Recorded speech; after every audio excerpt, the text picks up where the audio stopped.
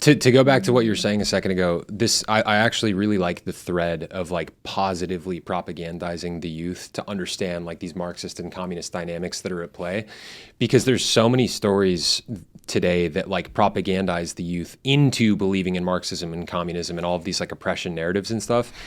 And I think storytelling is one of the most important ways to sink like deep lessons about life and culture into people's minds from a young age. And like, we need to do a lot more of that. How many girls did you speak to that would identify as feminist? Almost every single one on the podcast, That's with the crazy. exception of those 3 girls that were sitting next to me. All the girls I was speaking to, none of them would like identify as a feminist when we went around the table. Really? Yet they believe all of I don't think what feminists believe. Why do you know? think they rejected it? Do you think because they're I like, think it's maybe bad they were optics? a little bit embarrassed. Yeah.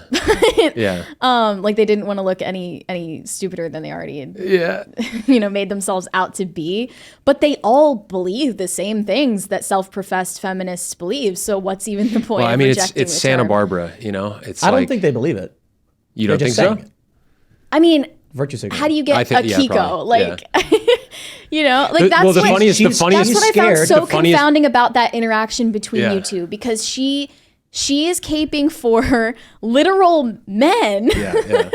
who want to masquerade as biological women. The funniest part and of that she's interaction. furious and horrified Yeah. at what you've just said on their behalf, and they're not Well, even in the room. Real quick, she's mad that you won't have sex with them, which is really weird. It was less that I wouldn't Yeah. have sex with them, and it was more that I called it gay. Because her imperative was, I have to defend these men being women, and you calling it gay invalidates them being called women. We don't call them same gender marriages. We call them same sex marriages. Yes, That's exactly, gay. exactly. So if you're both male, it's gay. Yes, Now, I'm not saying that to 100%. be mean to anybody. It's just 100%. Well, like, the ideology has evolved so quickly they can barely keep up, and they don't consciously realize as they change their opinions on these things that they're changing their opinions on these things, and that's how you get a Kiko. Like, she's been radicalized and doesn't even know it. The most fascinating part to me about that interaction was the part when she goes, as a biological woman who doesn't even have any trans friends, that was fucked up. It's like, you don't have anybody to defend here, but you feel so compelled to attack me. Yeah. How does that work? And that's honestly when you just have to realize that women are so... They've become weaponized. It's not by just the children who are ideology. easy to indoctrinate. Adult women are 100%. really easy to indoctrinate. 100%. They're very collectivist by nature compared to men.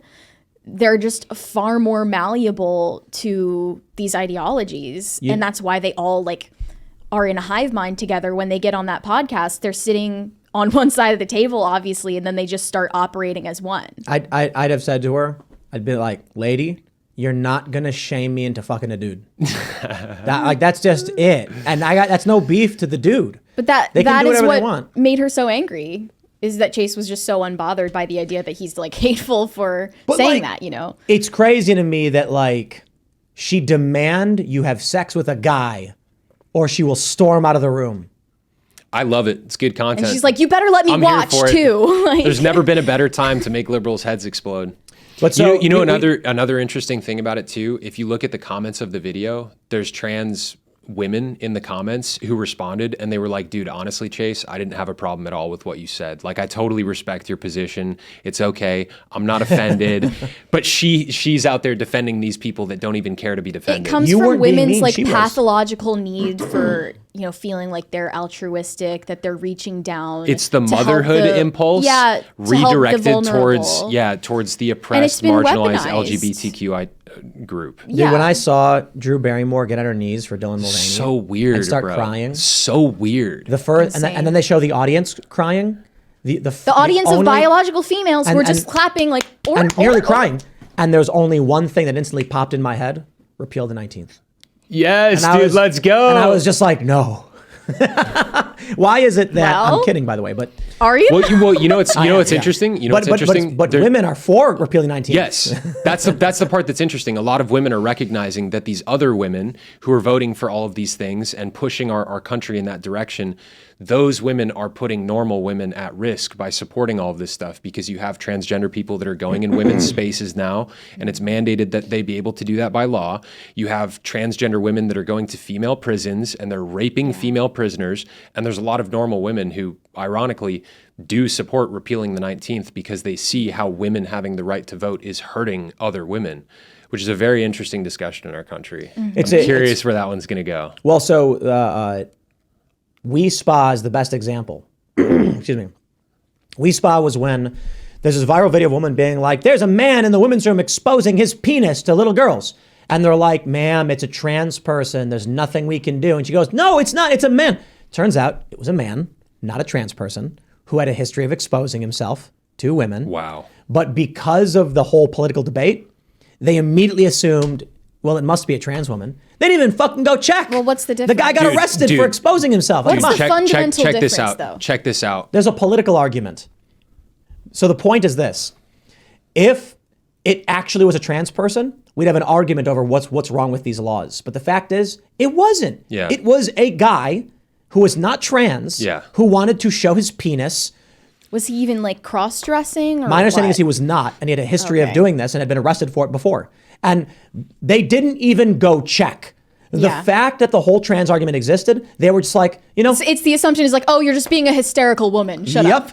Dude, check this out. So I used to work at as a lifeguard at a pool. Okay. And we had all these like homeless people in the area. There's a lot of homeless people in the city. There's this one guy, this homeless guy, who would come into the pool and he would literally just put a wig on his head, wearing male clothes, like unshaven, beard, all this stuff. He would put a wig on his head. And by law, as an employee, by law, I had to allow him to go into the women's restroom. When this was like 2019. wow. Yeah, I could not stop him from going into the women's restroom because he was identifying as a female. And there were like little girls in there and stuff. And like every freaking cell in my body was like, dude, you need to stop this guy. And my boss was like, if you do, there's going to be lawsuits against us and you'll probably get fired. And I'm just like, Yeah, you have these lawsuits. because there's little girls in the restroom and like, who knows what this guy is going to do? And the fact that people like me can't stop it. It's like, what do you do about And that? moms are the ones that are leading the charge now because of that. As they should. So the issue is for trans people, before this whole thing became a major political debate, trans women were using women's bathrooms and no one really ever said anything. It wasn't a cultural thing. Then they started passing these laws and now you get people who exploit it. Like you mentioned, the prison thing. Yeah. I'm fairly certain that the stories are inmate identifies as transgender, transferred to female prison, rapes inmates. I'm pretty sure they're not trans.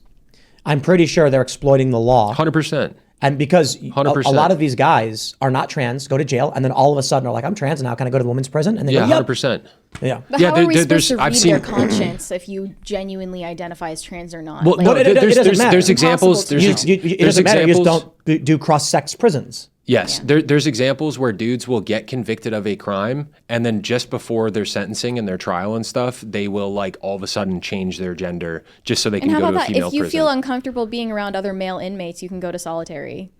There's Yeah, a solution. I think like we need to really like separate the males and the females and have like a they them section where we can send all Yeah. these like You bathrooms. guys can all just go prisons. to- just together. go in There- there. The You're kind. answer to everything is gender non-conforming designated space. Yeah. So for prisons, there should be gender non-conforming prisons. That means that biological males who identify as female have a space and females who identify as male have a space, and it can be very small. The budget doesn't have to be big for it. Bathrooms, you know what the easiest thing to the bathroom debate is? Single room bathrooms. There you go. And that's what they're doing now in New York. Even that feels like too much of a concession, honestly. No, dude. Why can't we just enforce that you go in the because I'll tell bathroom you with why. your sex? Because when I go to the bathroom at like a restaurant and the stall is paper thin and some dude's next to me going, I've never said that public bathrooms are like the best thing ever, but So give me my own fucking room. It does feel I like love it. a concession to just be like, okay, we're appeasing you. We're going to make everyone comfortable. yeah, but I win from it. Like my thing is, I go to a restaurant now in New York and there's like 3 rooms that you go in and lock the door. And it's not just about the other guy going, it's about me doing that too and not wanting to be around a bunch of people who are like, oh, the smell. And I'm like, I'm sorry, dude, I just got to shit. You know what I'm saying? Yeah. So I like private room bathrooms. Works for everybody. If the end result is a net positive, fuck it, I don't care. I'll take it. Yeah. But that being said, the solution to a lot of this is like trans leagues, right? Yeah, 100%. And the NFL 100%. did, the NHL did that. And conservatives still got mad. And I was like, what are you mad about? They did a transgender league with trans women and trans men. and they're playing hockey against each other. And then I saw a bunch of conservatives be like, men shouldn't I be mean, competing dude, with honestly, women. the most entertaining thing would be to see these trans women competing against normal dudes. Like, I would love to see that in the UFC. They'd Like, probably lose because yeah, they'd the absolutely hormones lose. do have an impact. Absolutely. So, But it like- would be entertaining. Here's the thing, though. Do you know who Isaac Hennig is? No. Isaac Hennig is a female who was competing on the women's team, swimming, alongside a male competing on the women's team, and trans. So why is it that a trans man, female, and a trans woman are only competing against women? So what happened was Isaac Hennig wrote an op-ed for the New York Times saying, I switched to the men's team and now I'm losing. Interesting. So what the fuck, man? Like, a female knows that even with hormones and mastectomies and all that, that they still lose against men on average. And so they were choosing to compete against women because of the benefits of it. Like, that's like, we know they're lying. It's so transparent. Yeah. Wasn't that guy, Leah Thomas, wasn't he like 180th in the men's league in swimming or something? And then he became first in the No, I think he's women's league? actually really good. I Are think you sure? Yeah, I think